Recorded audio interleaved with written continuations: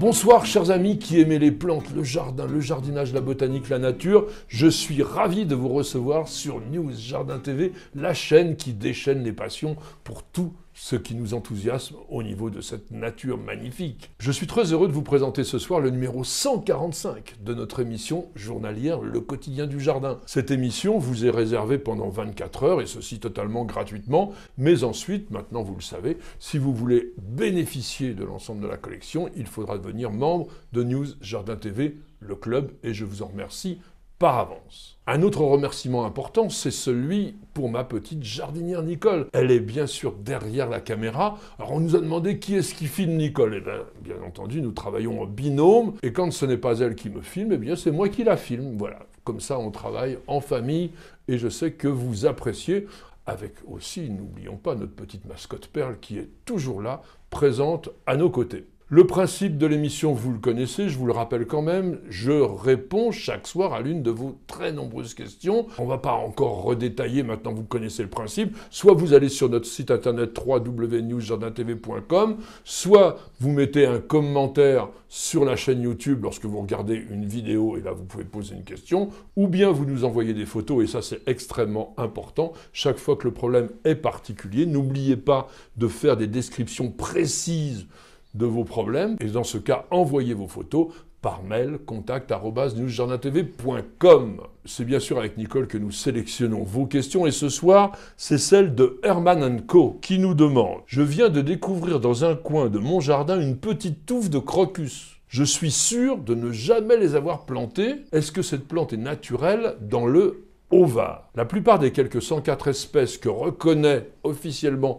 la nomenclature botanique internationale dans le genre Crocus sont plutôt originaires des Balkans, de la Turquie. Mais il y en a quand même qui sont indigènes en France. Par exemple, Crocus vernus ainsi que sa sous-espèce Albiflorus qui a des fleurs blanches, eh bien, vit dans les régions de moyenne montagne, y compris dans la partie méditerranéenne. On trouve aussi dans les alpages, au sud-est de la France, mais aussi au nord de l'Italie, Crocus versicolore.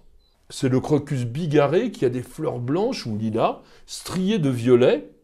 Elles s'épanouissent entre février et fin mars, ça dépend de l'altitude à laquelle il vit, et c'est une plante intéressante. La Corse, elle, héberge 2 espèces de Crocus. Vous avez logiquement le Crocus corsicus. Lui, il a des fleurs mauves striées de violet qui s'épanouissent en avril, et son compère Crocus minimus, petit, lui a des fleurs mauves en mars, avec une grosse marque violette dessus. Nous allons maintenant essayer d'explorer le genre Crocus. Encore une fois, il a été créé par l'inévitable Carl von Linné, ceci en 1753. Crocus appartient à la famille des Iridacées, dans laquelle, bien sûr, il y a les iris, mais il y a aussi les glaïeuls, les fraisias, les Ixia, les Morea, les Diorama, les canapèches des anges, Sparaxis, Tigridia, tout cela, ce sont des iridacées que l'on peut cultiver dans nos jardins. Et puis alors, pourquoi le nom Crocus ? Eh bien, il faut remonter, comme souvent dans l'Antiquité, il y a une légende qui dit que un jeune berger, qui s'appelait justement Crocus, brûlait d'amour pour une bergère du nom de Smilax. Entre parenthèses, le Smilax, c'est le nom botanique de la plante que l'on appelle la salsepareille, vous savez, la nourriture des schtroumpfs. Eh bien, un dieu de l'Olympe qui était tout simplement jaloux a transformé notre Crocus en fleur qui célèbre l'arrivée du printemps. Et sachez qu'aujourd'hui, le Crocus est dédié à Saint-Valentin, ça reste donc une fleur de l'amour, et aussi parce qu'il fleurit dès le mois de février.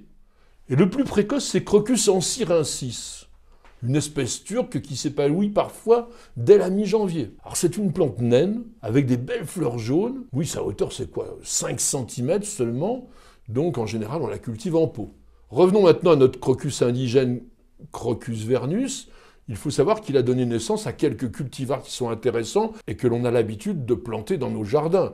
Jeanne d'Arc par exemple, qui est blanc, très légèrement strié de violet. Pickwick.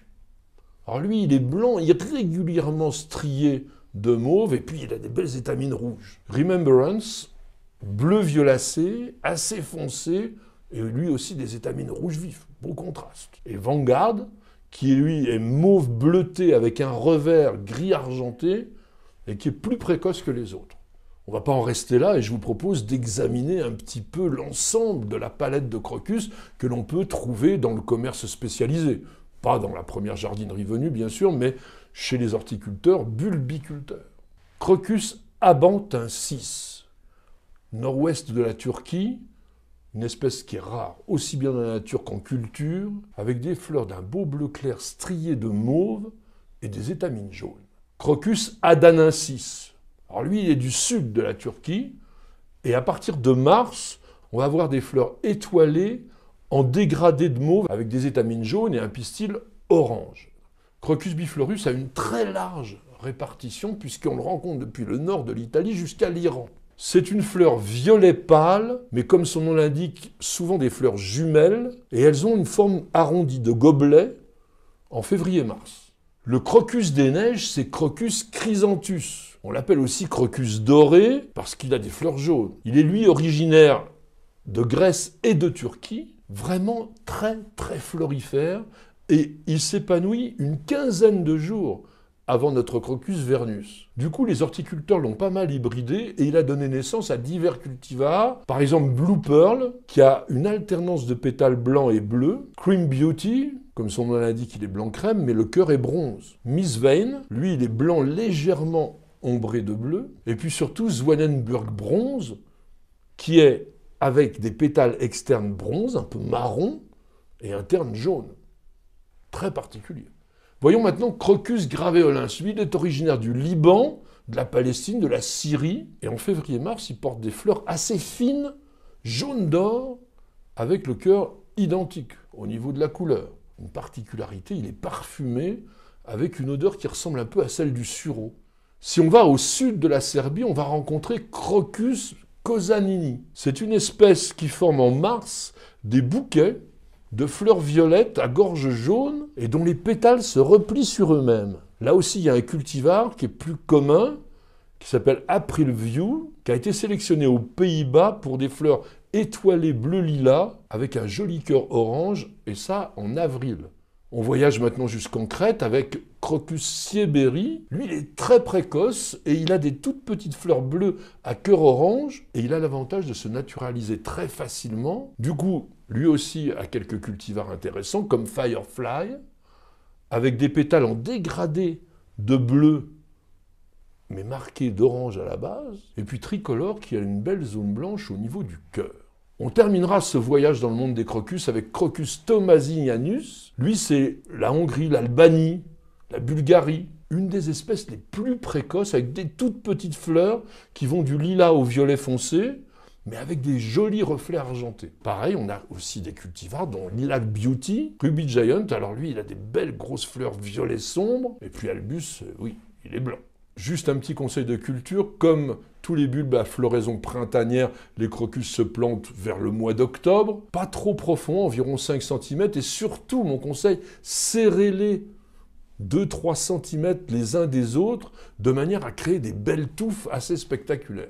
Vous allez les laisser se naturaliser dans le jardin. Si la terre n'est pas trop compacte, pas trop humide, il n'y aura aucun problème et ils reviendront d'une année sur l'autre. Autre petit conseil, la floraison étant assez éphémère, surtout par temps de pluie, je vous conseille de disperser des crocus un peu partout dans le jardin, et ceci en les plantant à 8-10 jours d'intervalle, ce qui permettra d'échelonner un peu plus la floraison. Et puis il y a une chose peut-être que vous ne savez pas, c'est qu'il y a des crocus à floraison d'automne. Le plus connu de loin, c'est le crocus safran, Crocus sativus, dont on utilise les anthères au niveau condimentaire, et c'est d'ailleurs l'épice la plus chère du monde, puisqu'il faut environ 100 000 fleurs pour faire 1 kg de safran. Mais il y en a d'autres qui sont jolis. Par exemple, Crocus azumaniae. Lui, c'est un turc, et il a des pétales étroits, blanc rosé avec des étamines dorées, et puis un pistil brun orangé. Crocus longiflorus, lui, est italien. On le rencontre sur toute la péninsule, mais aussi en Sicile et sur l'île de Malte également. Les fleurs sont lilas à pourpre au milieu d'un bouquet de feuilles lancéolées. Elles sont plus larges que les autres. Crocus pulchellus, lui, est originaire du nord de la Grèce et du nord de la Turquie, et ses fleurs lilas veinées de pourpre ont un cœur jaune très lumineux. Elles sont légèrement parfumées, et c'est une plante facile à cultiver parce qu'elle se naturalise bien, et elle réussit aussi en pot. Et puis nous terminerons avec un voyage dans le Caucase, la Crimée, pour rencontrer Crocus speciosus. Lui, c'est des grandes fleurs bleu clair, veinées de violet avec un cœur orangé. Et il y a 2 cultivars qui sont couramment proposés, Conqueror et Cassiopée. A priori, ils sont plus vigoureux que le type, mais c'est très difficile de les distinguer. Et puis il y en a un blanc, bien sûr, qui s'appelle Albus. Merci à tous et à chacun de nous avoir suivis. J'espère que cette énumération assez complète, il faut le dire quand même, hein, du genre Crocus vous aura donné envie d'accueillir ces plantes d'une facilité extrême dans votre jardin. C'est vrai qu'ils sont un peu éphémères, mais c'est quand même un vrai plaisir parce qu'ils annoncent le printemps. En tous les cas, je vous remercie de nous envoyer toutes ces questions. Elles nous permettent de créer cette encyclopédie en vidéo qui s'étoffe de jour en jour et qui devient vraiment importante. Mais vous le savez aujourd'hui, seuls les membres de News Jardin TV, le club, peuvent accéder en permanence à l'ensemble de la collection. N'hésitez surtout pas à adhérer, vous contribuerez ainsi à la pérennité de notre chaîne. Madame, Monsieur, je vous souhaite de passer une excellente soirée et je vous donne rendez-vous dès demain à partir de 19 h pour un nouveau numéro de notre émission journalière Le Quotidien du Jardin. C'est sur News Jardin TV et nulle part ailleurs.